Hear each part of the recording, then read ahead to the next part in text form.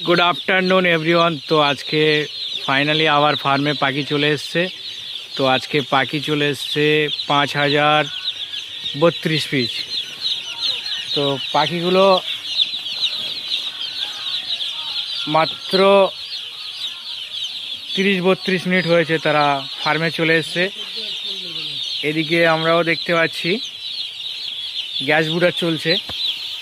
তো গ্যাস বুডারগুলো দেখানো হচ্ছে যে কীভাবে গ্যাস বুডারগুলো জ্বলছে।